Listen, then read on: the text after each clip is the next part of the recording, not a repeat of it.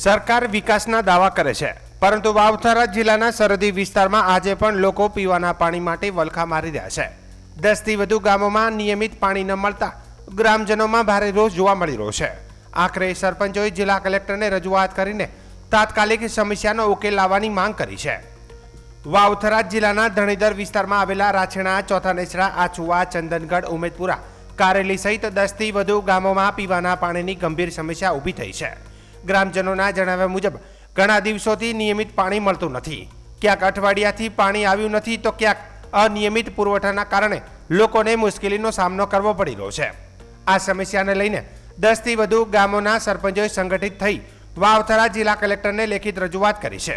રજૂઆતમાં માંગ કરવામાં આવી છે કે તમામ ગામોમાં તાત્કાલિક નિયમિત પીવાનું પાણી પહોંચાડવામાં આવે અને લાંબા સમયથી ચાલતી સમસ્યાનો કાયમી ઉકેલ લાવવામાં આવે।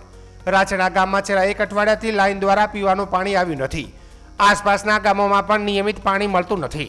અનેક વખત રજૂઆતો છતાં કોઈ ઉકેલ આવ્યો નથી અને લોકોને ભારે હાલાકી પડી રહી છે। રાછડા ગ્રામ પંચાયતનો દાવો છે કે માત્ર પાણીની સમસ્યાને લઈને અત્યાર સુધીમાં 93 વખત તંત્રને લેખિત રજૂઆત કરવામાં આવી છે, પરંતુ ગ્રામ પંચાયતના જણાવ્યા અનુસાર હજુ સુધી કોઈ અસરકારક કાર્યવાહી કરવામાં આવી નથી। આ સાથે જ બેદરકારી દાખવનારા જવાબદાર અધિકારીઓ સામે કાર્યવાહી કરવાની પણ માંગ કરવામાં આવી છે। ગ્રામજનોનું કહેવું છે કે માત્ર પાણી જ નહીં પરંતુ વીજ પુરવઠાની સમસ્યા પણ યથાવત છે। સરહદી વિસ્તારના લોકોની માંગ છે કે પીવાનું પાણી અને વીજ પુરવઠો નિયમિત કરવામાં આવે, જેથી લોકોને રોજિંદી જીવનમાં પડતી મુશ્કેલીઓ દૂર થાય।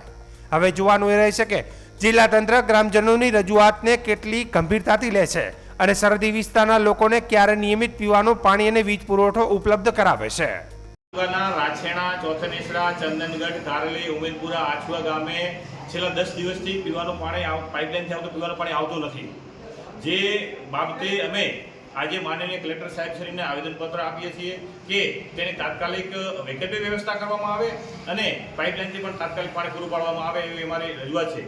જે બાબતે અમે વારંવાર એટલે કે રાછેણા ગ્રામ પંચાયતે 3 વખત લેખિતમાં રજૂઆત કરી છે જે પાણી પીવાના પાણી બાબતે, પણ એનો કોઈ કાયમી ઉકેલ આવતો નથી। જે આ જાડી ચાવડીના જે અધિકારીઓ છે એમને આ મીડિયાના માધ્યમથી હું ચેતવા માંગુ છું કે ઝડપી જાગો અને દરેક ગામની અંદર પૂરતું પીવાનું પાણી અને જરૂરિયાત પૂરતું પીવાનું પાણી આપવામાં આવે એવી અમારી આજે મીડિયાના માધ્યમથી પણ રજૂઆત કરીએ।